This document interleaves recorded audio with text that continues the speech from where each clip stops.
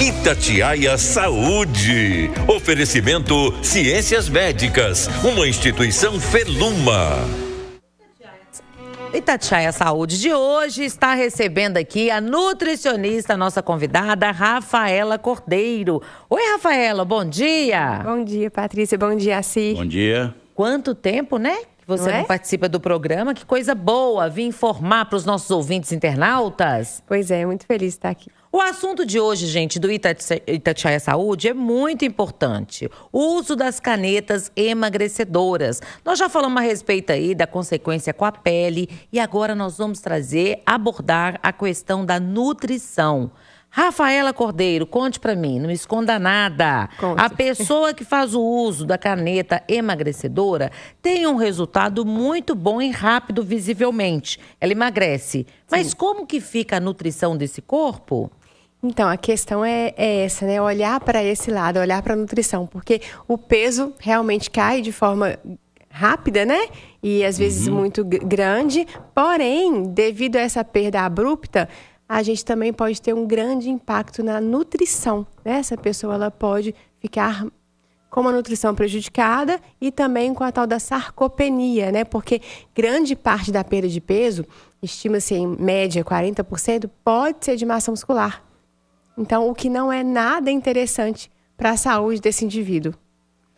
Com as canetas, é possível emagrecer sem mudar a dieta? É assim, emagrecimento vai ter, né? Porque ela tem esse efeito. Ela mexe aí no controle do apetite e da saciedade. Porém, sem controlar a qualidade e a quantidade da alimentação, a perda vai ser, como eu disse, né? Em grande parte de massa muscular. E isso não é bom para a saúde. E a pessoa pode entrar no estado de subnutrição também. Rafaela, é a velha máxima, né?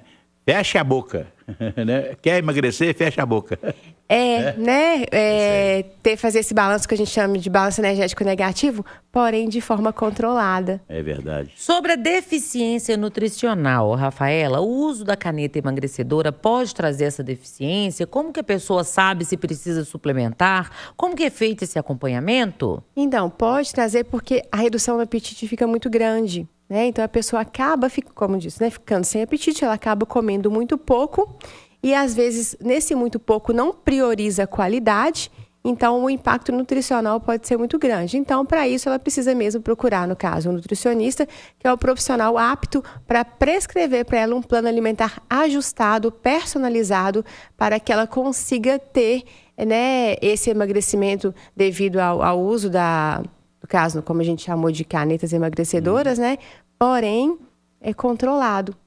Pois é, eu posso dizer que eu mesmo tive uma experiência, né, de emagrecer e faltou esse tipo de alimento, né, no meu processo de emagrecimento. Né? Eu tinha que ter tomado alguma coisa que compensasse, por exemplo, o cálcio, né? Pois é, aí a questão da individualização, né? Avaliar o paciente de forma individual para ver quais são as necessidades dele, montando um plano alimentar personalizado e observando a necessidade ou não de suplementação de micronutrientes ou até de macro, por exemplo. A Betina está aqui participando do nosso programa, é do bairro 1º de Maio, e ela pergunta: quais são os alimentos que ajudam a minimizar os efeitos colaterais? Já emagreci 16 quilos, mas sinto enjoos com o uso das canetas. Pois é, na verdade, o enjoo costuma ser um efeito colateral mesmo, né? Então, o alimento que minimize os efeitos colaterais, é muito difícil apontar um exatamente. Né? Então, eu não apontaria um alimento específico. A questão é bater na tecla de que essa pessoa precisa de ajustes nutricionais. Ter uma alimentação equilibrada para que ela tenha uma boa nutrição e para que ela consiga visualizar amanhã a manutenção do peso perdido, como foi o exemplo que ela deu, porque a partir do momento que a caneta, né, entre aspas, sai de cena, a tendência é o reganho de peso. Olha, muitas dúvidas por aqui, como a do César. Ele é daqui de Santa Luzia, um abraço para ele. E sobre essa reeducação alimentar e manutenção do peso. Ele pergunta: como a nutrição ajuda a manter o peso após o uso da caneta? Exatamente, dessa forma, olhando muito pelo lado da reeducação alimentar, né? Montando para essa pessoa, para esse paciente, um plano alimentar individualizado, olhando para ele, personalizado, que seja parecido com ele, para que ele consiga ter êxito na manutenção do peso perdido. Ou seja, se alimentando bem mesmo, não tem para onde correr. É necessário olhar para a alimentação, fazer ajustes individuais para que essa pessoa consiga ter um bom cumprimento da proposta, né? E logo a manutenção do resultado lá na frente. A Ana Flávia do bairro Coração Eucarístico, um abraço para ela. Ela tá falando, eu uso a caneta, tira o apetite, me dá enjoo. Ainda assim é importante seguir uma dieta? Sim, muito importante, porque realmente esses, né, são efeitos que ela proporciona mesmo. Então tem que seguir uma alimentação, né? Como eu já disse, bem ajustada, para que essa pessoa tenha esse emagrecimento da forma mais saudável possível, não tendo esses impactos nutricionais, né? Que podem acontecer, porque a pessoa, como eu disse, ela reduz a quantidade e ela pode não escolher tão bem assim a qualidade. E, mais uma vez, para minimizar o reganho de peso lá na frente.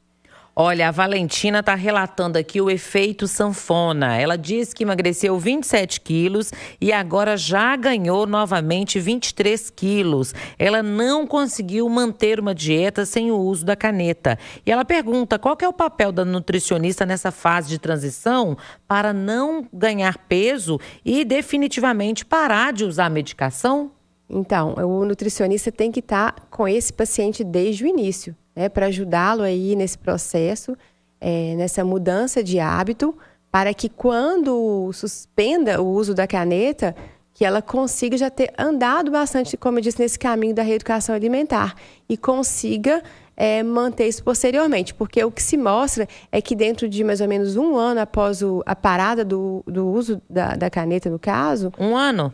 Em torno de um ano, existe o reganho de peso daquilo tudo que a pessoa perdeu e, às vezes, um pouquinho mais. Então, mais uma vez, reforçando a importância do estilo de vida, né, nesse processo que entra, claro, a alimentação, que é um pilar super importante, e né, aumentando aí para o estilo de vida a prática regular de exercício físico. É a sanfona ao dobro, né?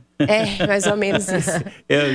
Às vezes as pessoas entram num processo de emagrecimento e ficam descarnadas, feias, né? Parece que envelhecem ao invés de ficar melhor, não é não? É porque a perda é muito abrupta, né? Eu costumo explicar para meus pacientes que o recheio é verdade. Ele é perdido muito rápido. Então, o impacto né, nessa parte física é muito grande. Então, fica mesmo com às vezes um aspecto de mais envelhecido. É impressionante a quantidade de perguntas aqui, viu, Rafaela? O nosso tempo é curto, não dá tempo de responder a todas, mas eu quero te agradecer muito pela sua presença e você deixar aí o seu Instagram, porque aí você pode responder aos nossos ouvintes por lá. Sim, eu quero agradecer a oportunidade e a preferência. Meu Instagram é o Rafaela, com PH e 2 L's. É chique, gente. Rafaela Cordeiro Nutricão. Rafaela Cordeiro Nutricão. Muito obrigada, volte sempre. Eu que agradeço. 9h39 na Itatiaia.